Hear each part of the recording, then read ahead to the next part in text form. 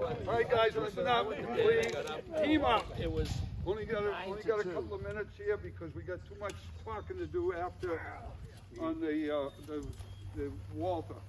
We want to have Walter say a few words after. But right now, we're just going to give you a quick little rundown. This is all laid back. You can tell this is laid back and unplanned. And what we're going to do right now is I've been told to remind you, we got a lot of food here. We're going to be cooking. We're already cooking up right now. We got Chuck over there cooking up. Hey, Chuck. I hope somebody will probably help him a little bit. But anyway, if you get a chance, there's a bottle over there. Throw a couple of bucks in it, 20 bucks, and that's to help for the food. Because he went out and spent, what, 3 hours getting food yesterday? A couple of hours. 30 minutes. You took my wife with me. That's what he talking to the right I took crowd. John's wife with me. Anyway, I told Walter, I talked to Walter the other night, and Walter said, how long is this thing going to last? I said, well, I don't know exactly, maybe 5 o'clock. He said, well, I won't be there. So this is like an after. We'll be here. We've got the head football coach at the University of Maine is going to be coming. Seth Woodcock is going to be coming. But we've got most of the team here right now. I don't know if there's anybody. What do we got? 20 guys from the 65 team. From the 65 team, we've got 19 players and Walt. So 20. And We lost 9. We've lost 9, so pretty damn good. we've lost 9 guys. Chuck and Jamie. Yeah, Woodcock and Jamie. Seth Woodcock's coming. So anyway, what we're going to do is we're going to grab a bite to eat, and then we're going to get Walt. He's going to come up, and we're going to tell Walt stories. You guys were all, that's the reason we're here. That isn't happening. That's the reason we're here. We got him. Walt is already in the place where he's going to be. Right These there. two guys got me pinned out. You guys- I'm not going you got your anywhere. bodyguards there, so you're all set, right? I'll provide a little medical if I can. I'd like to thank Denny Carey. You look around you.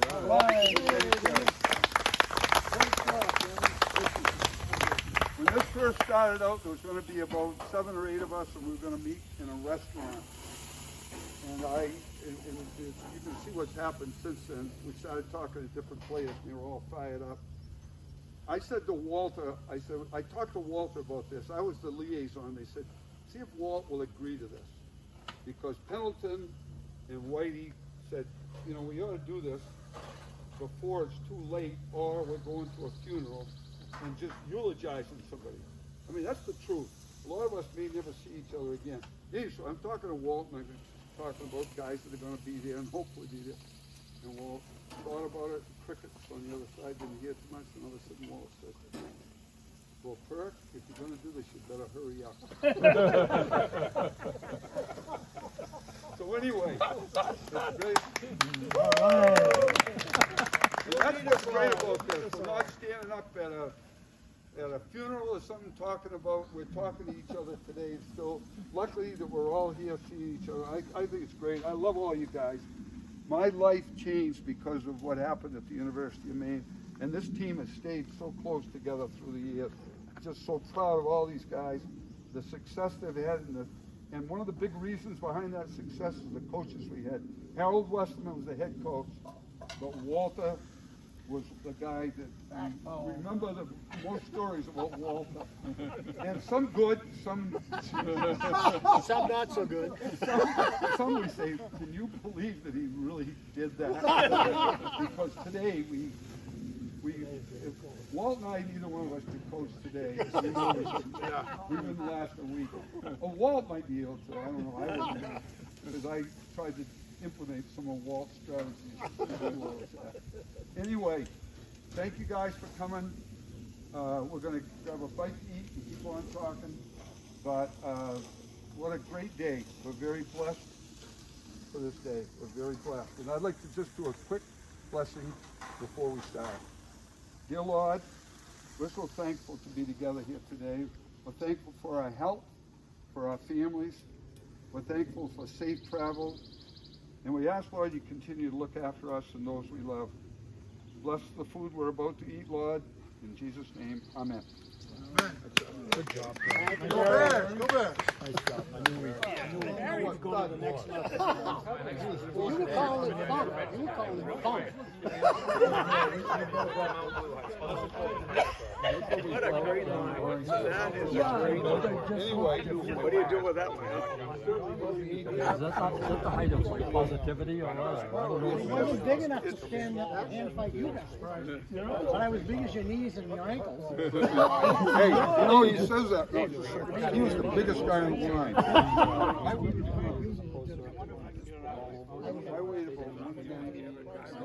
192. You were much taller than I was. I was taller than that. I am. I know you were 6 inches. You were taller than I was. Isn't it fun getting old, Jerry? You know what? It beats you all the time. We'll see. John and I didn't know each other, so we got to You will. You will. We didn't know each other. Did you get a pretty good group coming in? He does have a good. He has a good group coming back too. So he's a really good quarterback. That's even more important. Yeah. It was kind of weird because when he came in, Like it hit you right in the back. Frequently right in your butt. he wanted to honor some of the coaches, but The color was changed like 8 things. everything's changed. The transfer. Didn't pick kids from Rutgers up out of the ball. He's got to be too young to be the head coach. I'll take it. Congratulations. I've heard great things. No Walt talk, I can tell you that.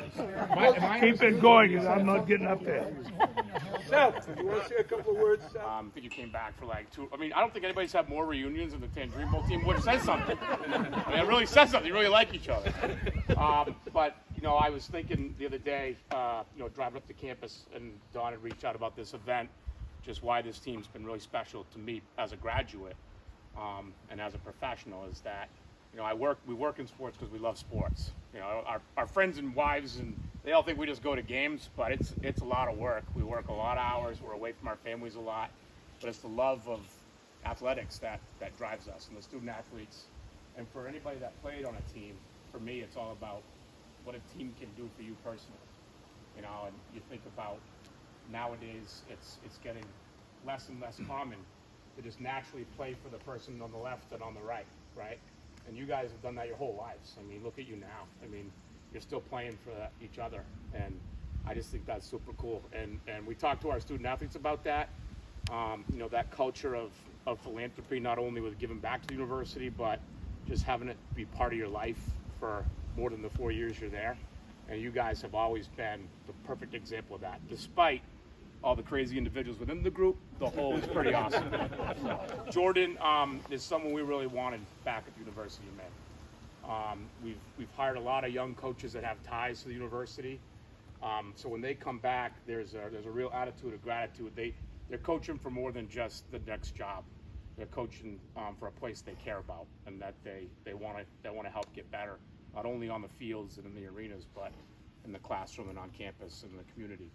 So when we got Jordan back, I was super psyched. Despite Walt was adamant we didn't hire Jordan Stevens.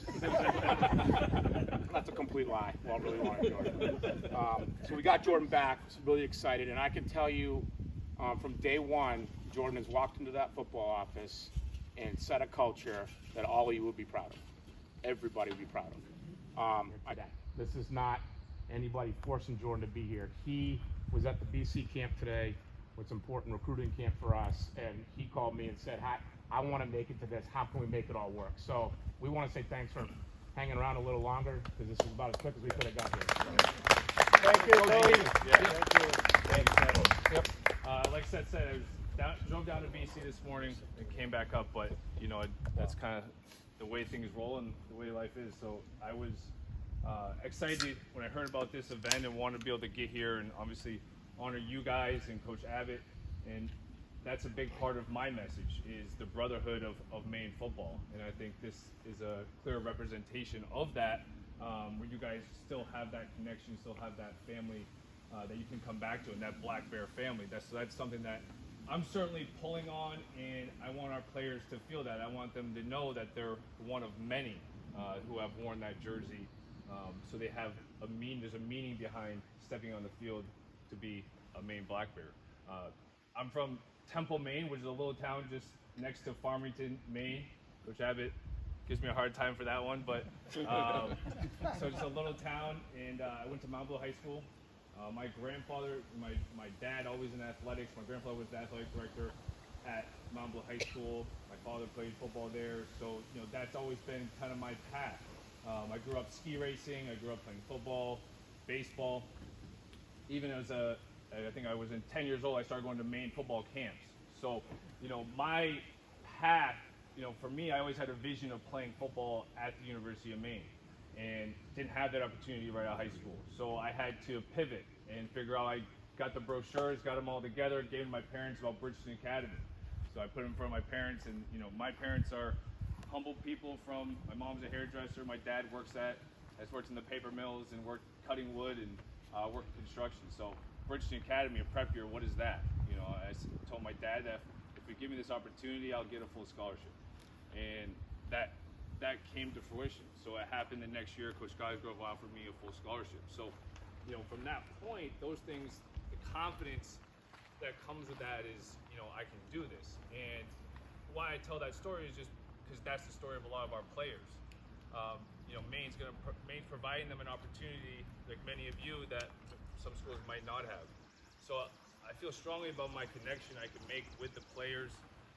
Certainly don't take that for granted. Part of our program is the foundation is our relationships, and that's one thing I want to be to these young men is a mentor for them in this Maine football family, because it's as many of you may know, it's not just about what's on the field, it's everything that goes on in their lives. So it's academically, developing them as young men. So that's our focus as a program. So that requires us to give them feedback they might not always want to hear, but it's what they need at that moment, and they come to appreciate it later on. Where we're at right now with the program, we have just over 50 guys, 50 players on campus training, working out. We have a strength coach that we hired just for football. So we have a young strength coach who's done a terrific job. So he's with these guys 24/7. He's helping them. He's bringing them to the supermarket, teach them how to buy groceries, tell them what to cook. He's eating with them in the dining hall. He's involved where we're constantly around them, helping them develop, because that's what Maine football is. It's a developmental program. So we want to recruit high school players and develop them throughout their time there. So we'll have a good training block this summer, and then we'll open up camp on August 2nd. So we'll have a report August 2nd, and then we'll have 4 weeks before our first game at New Mexico. So excited about the season coming up. We'll travel to New Mexico for our first game, which will be a foreign land for many of our guys, myself included. But really anticipating that, and then come back home against Colgate. Then we'll be back down at Boston College, and then we'll have a bye week, and then after that we'll get into conference play. So I'm excited about the way the schedule was laid out. I think it plays to our advantage just because of me being a new head coach. It gives us an opportunity to get challenged right away, but then also have a bye week before we get into the conference play and can kind of reassess and go from there. But I really appreciate you guys allowing me to come by. I look forward to meeting many of you, and many of I've met before, but I just want you to know that in my heart, in everything I do, and I told the staff, his first staff meeting, every decision I make is with Maine football in my heart and mind. So there's a deeper meaning for me, in any decision I make. It's for this program and for the people that have come before us. And I look forward to meeting you, and the doors are always open for anyone at the university. So thank you. Hey, good job. Jamie White Right. on the grill. Chuck doing all the cooking with Jamie. Jamie doing all the photography. Thanks, guys. Appreciate it. You to keep up the way it should be each and every year. So part of that's football, and as of now, it's still in the design phase, but we're 99% we'll be moving that track away from football, pulling the turf towards the home stands, putting in new visiting bleachers, and our new basketball gym will be in that Ledbetter tailgate lot where the current scoreboard is, abutting the football field. So we're going to have a football stadium. I think football benefits the most from just the basketball gym coming in and making that feel like a college football field. And so what do you got? I said, we need to do something for Walt Abbott. Like, we need to do something for Walt Abbott. Walt Abbott has done more for this university than anyone I know. And I see a lot of people in my job that are tied to University of Maine, and literally probably thousands by the time the last 11 years is all said and done. But Walt Abbott's name comes up more than Stephen King's. Which, I never took your class, Walt, because I was kind of an arrogant Maine kid. I'm like, I know how to canoe. I'm not going to do it. Now I wish I did, because those little Jersey guys were stuck up in trees and stuff. No, but his name just comes up over and over. So Ken was really terrific. It's early on in this campaign as far as like piecing together naming opportunities, but I knew something I wanted to get on. And he came back with a number, and I said, that's probably not the right number. We talked a little bit. So he charged me, and we're not fundraising today, because there's some good news on that front, but he charged me with $500,000. We'll get this naming opportunity for Walt. And I said, well, I want to pick some naming opportunity to you, but I want to talk to some people first. So I called Steve, I called Bob Cobb, met with Dick Whitmore. Well, I met with the Colby guy. I guess I had to check the Colby box off. Met with I called Dick Todd. Called a lot of people. I said, what would be most meaningful to Walt? Because I didn't want Walt to know. I wanted to ask Walt. I talked to Walt almost every day. And Steve and Bob Cobb and others, it was ironic that it all ended up being the same area. So they said, we really think strength and conditioning touches every single athlete. It touches what Walt did. It'll impact every team for a long time. I said, wow, we can totally do that. From there, it got better. So currently in the design phase, the plans, and we're a little ahead today, and I'm sure the president may call me if this leaks out this week, and maybe I won't be working here anymore, but I'll help you guys with the campaign. The back of the Memorial Gym, we're looking at doing a student performance center. A lot of schools do this. So you walk into like a suite area, an atrium area, and from there, it's kind of the hub of where the athletes do most of their work. So you have sports medicine connected to it. You have strength and conditioning connected to it, academics connected to it, nutrition. We're going to connect it to the dome so that you don't have to go outside to go to the dome. So this is where the kids are going to spend almost all of their time, right? So we're gonna name that the Walt Abbott Student Performance. Hey, hey.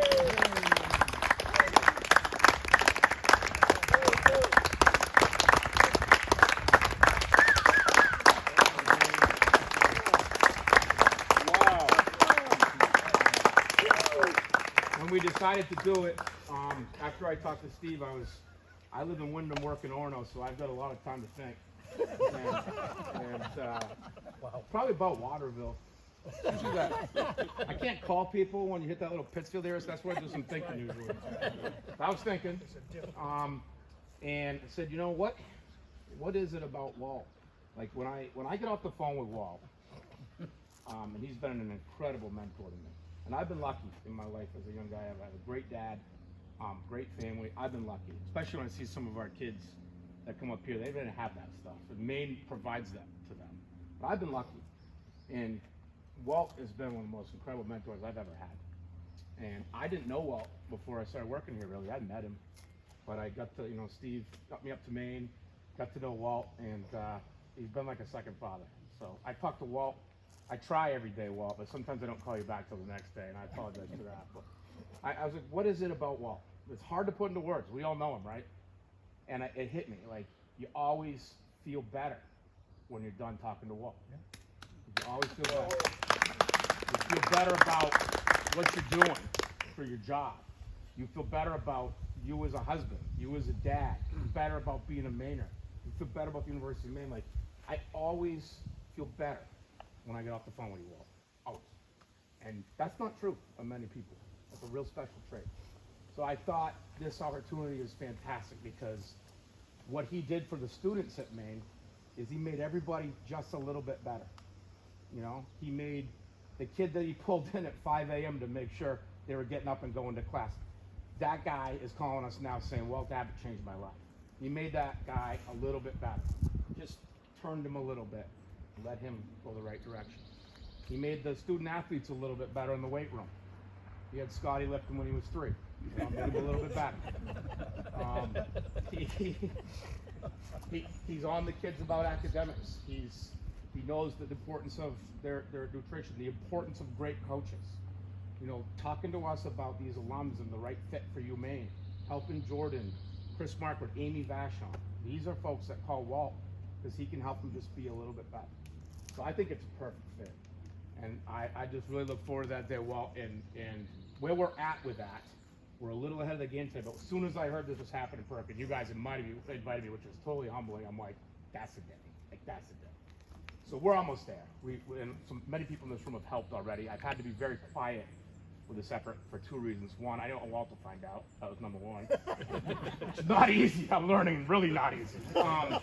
And number two, these naming. So once we finish the fundraising off, which I anticipate to be done by this summer, we're way close to our goal right now. So as soon as that's done, Ken and I will take that to the president, to the board of trustees, and make that official. And then we'll go public with it. And that's when we'll thank the folks that helped us out. And Walt, we'll probably need a picture. I don't know which one you want, but we can probably.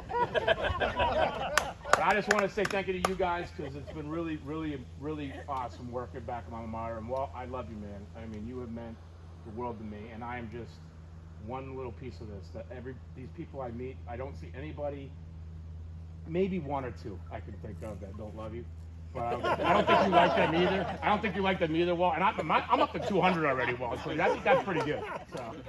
So we love you, man. We can't wait to do it, and we just want to thank you, because I know if you cut Walt open, we joke about it, but I truly believe that's one guy that it will bleed blue. Thank you, Walt. Thank you. That's all I got.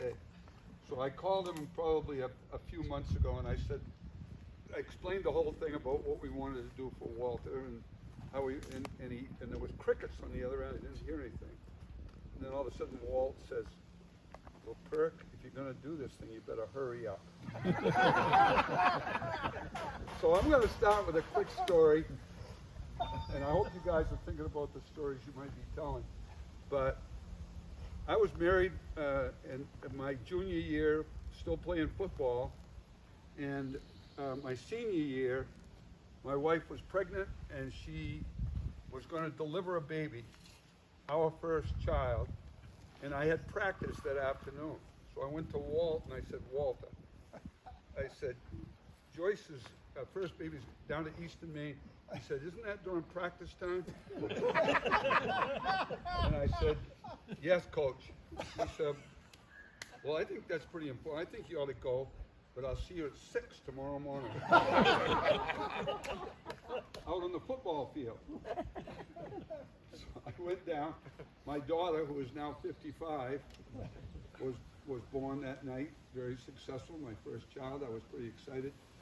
Came back, and that next morning I got up and I went out to the field, and Walt was there with a whistle on. And he said, okay, Perk. He said, we're going to do up downs.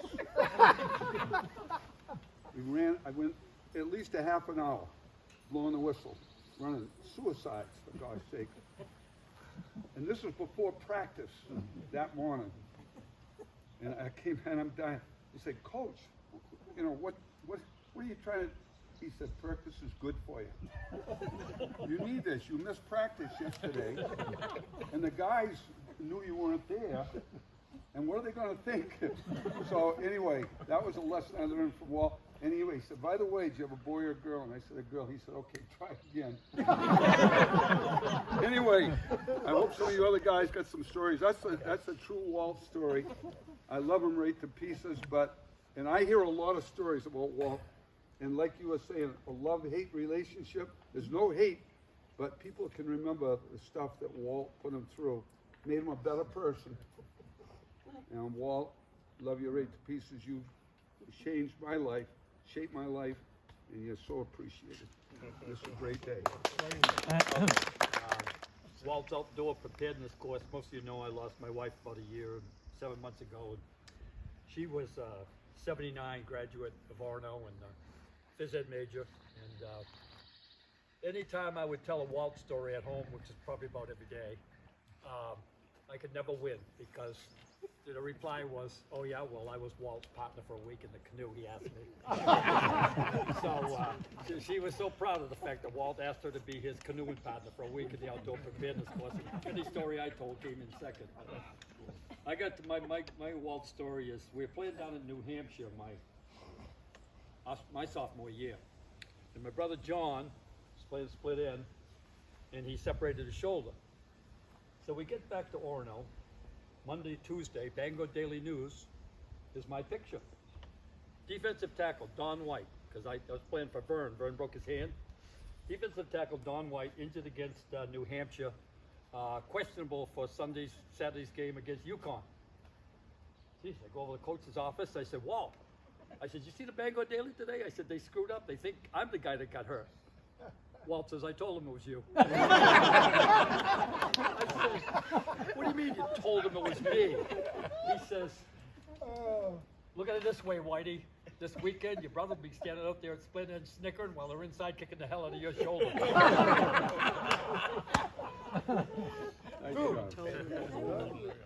gotta take my piece because this is a little different. This is where we were playing Citadel his first season down in Portland, and they happened to be 35-0 ahead of us at the time that this happened. So I was a punter, and I went in to punt the ball, and when I got ready to get the ball, nobody was coming. So they hiked the ball, I tucked it away and went about 2 yards, and that was it. So as I got up from the ground, I knew that it was going to be curtains for me either way. So I went over across the field, and I can see him like this, looking, waiting for me to come over. All those 35 points, I had all my back, I knew. And he said, what are you doing out there? I said, well, he says, no, you didn't think anything. You never thought anything, he says. But I think you fit on that bench right over there. And that was it. You want to hear a story? You guys aren't going to believe this, okay? I used to leave, actually it was Carol's car, it was a little Ford Mustang, green. I'm sure Walter could tell you the license number. I used to park it behind the field house every day. I never took the keys up. So one day I go down after whatever, no car. Where the hell's my car? Can't find my car. One day goes by. Walter, what'd you do with my car? I don't know what you're talking about. 2 days goes by. 3 days goes by. Walter, what in the hell did you do with my car? No, he wouldn't confess.